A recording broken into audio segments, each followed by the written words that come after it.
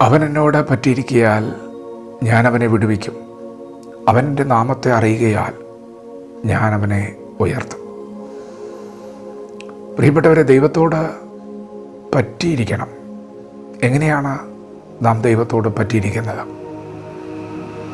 ദൈവവചനത്തോട് പറ്റിയിരിക്കുക. ദൈവവചനം നമ്മോട് എന്താണോ പറയുന്നത് അതിനെ നാം വിശ്വസിക്കുക. ദൈവം കൂടെ ഉണ്ടെന്ന് പറഞ്ഞാൽ അതങ്ങനെ തന്നെയാണ്. കൂടെ ഉണ്ട് എന്നത് വിശ്വാസമാണ്. ദൈവം സഹായിക്കുമെന്നോ വിടുവിക്കുമെന്നോ ശക്തീകരിക്കുമെന്നോ ദൈവം പറഞ്ഞാൽ നമ്മൾ അടുത്ത നിമിഷത്തിൽ അത് പ്രതീക്ഷിച്ചുകൊണ്ട് ഇരിക്കുക.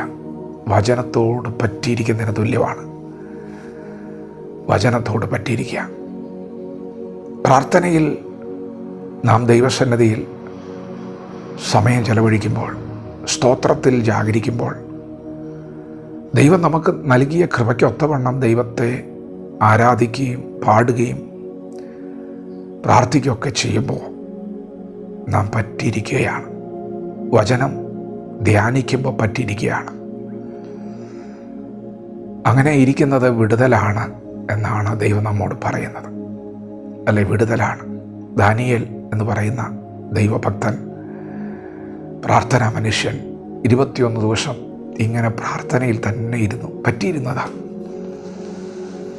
1-ാമത്തെ ദിവസം തന്നെ മറുപടി സ്വർഗത്തിൽ നിന്ന് വന്നു എന്ന് എഴുതിയിരിക്കുന്നത്. 1-ാമത്തെ ദിവസം തന്നെ യുദ്ധം നടന്നു ആ മറുപടി കാണാതിരിക്കാൻ വേണ്ടി. സ്വർഗത്തിൽ ദൂതൻ ഇറങ്ങി വന്ന് ഫൈറ്റ് ചെയ്തിട്ടാ മറുപടി അവൻ്റെ കയ്യിലെത്തി. നിങ്ങൾ അനുഗ്രഹിക്കപ്പെടണമെന്നുള്ള ദൈവത്തിൻ്റെ ആഗ്രഹം. നമ്മളെല്ലാവരും അനുഗ്രഹിക്കപ്പെടണം. പക്ഷെ നമ്മൾ ഒരിക്കലും അനുഗ്രഹിക്കപ്പെടരുത് എന്നാഗ്രഹിക്കുന്ന ഒരു ഇരുളിൻ്റെ ശക്തിയുണ്ട് അവിടെ. നാം ദൈവത്തോട് പറ്റിയിരുന്നാൽ ദൈവം നമ്മെ വിടുവിക്കും. അതാണ് ഇന്ന് പകൽ ദൈവശബ്ദം. ദൈവത്തോട് പറ്റിയിരിക്കുമ്പോൾ നാം ശ്രദ്ധിക്കേണ്ടത്, യേശുക്രിസ്തുവിൽ വിശ്വസിച്ച നാം ഓരോരുത്തരും ദൈവത്തിൻ്റെ മക്കളാണ്. നാം യേശുവിനോട് കൂടെ ഉയർത്തെഴുന്നേറ്റവരാണ്. കൊലോസ്യ ലേഖനം 3-ാം അധ്യായം 1-ാം വാക്യം. ഉയർത്തെഴുന്നേറ്റവരാണ് നാം. ഈ ഭൂമിയിലെ ചിന്തയിൽ ഒരിക്കലും മരിച്ചിട്ടുമില്ല, ഉയർത്തിട്ടുമില്ല. പക്ഷെ നമ്മുടെ ആത്മാവിനെ സംബന്ധിച്ച് ബൈ ഫെയ്ത്ത്, വിശ്വാസത്താൽ നമ്മുടെ പഴയ മനുഷ്യൻ യേശുവിനോടുകൂടെ ക്രൂശിൽ തറയ്ക്കപ്പെട്ടുവെന്നും കുഴിച്ചിടപ്പെട്ടുവെന്നും യേശു ഉയർത്തെഴുന്നേറ്റപ്പോൾ യേശുവിൽ വിശ്വസിച്ച നാം ഓരോരുത്തരും യേശുവിനോട് കൂടെ ഉയർത്തെഴുന്നേറ്റു എന്നുമാണ് വചനസത്യം. അതാണ് നാം സ്വീകരിച്ച വിശ്വാസവചനം.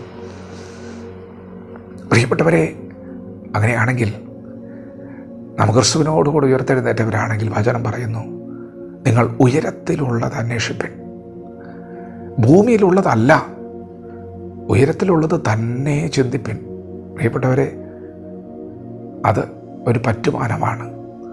ഈ ഭൂമിയിൽ ജീവിക്കുമ്പോൾ ഈ ഭൂമിയിലെ സാധാരണക്കാരായ മനുഷ്യർ ആകുല ചിന്തകളിൽ ഭാരപ്പെടുന്നത് പോലെ ഭാരപ്പെട്ടു പോകാതെ ദൈവത്തിൻ്റെ വചനത്തെ സ്വീകരിച്ചു കൊണ്ടൊന്ന് ബലപ്പെടുന്നത്, അല്ലേ, അത് ഉയരത്തിൽ ചിന്തയാണ്. യേശു പറഞ്ഞു, എന്ത് തിന്നും, എന്ത് കുടിക്കും, എന്ത് ഉടുക്കും എന്നതിനെ ഓർത്ത് നിങ്ങൾ വിചാരപ്പെടരുത്. ആരും വിചാരപ്പെടാതെ എല്ലാവരും വിചാരപ്പെടുന്നവരല്ലേ. പക്ഷേ യേശു പറഞ്ഞു, അങ്ങനെ വിചാരപ്പെടുന്നവർ ഈ ഭൂമിയിലെ ജാതികളൊക്കെയാണ്. നിങ്ങൾ വിചാരപ്പെടരുത്. യേശുവിനെ അനുഗമിക്കുന്നവരോട്, യേശു വിശ്വസിക്കുന്നവരോട് യേശു പറഞ്ഞു, നിങ്ങൾക്ക് സ്വർഗത്തിലൊരു പിതാവുണ്ടല്ലോ. ഉയരത്തിലുള്ള ചിന്തയാണ്. നിങ്ങൾക്ക് വേണ്ടി കരുതുമല്ലോ. ഉണ്ടോ ഉയരത്തിലുള്ള ചിന്ത.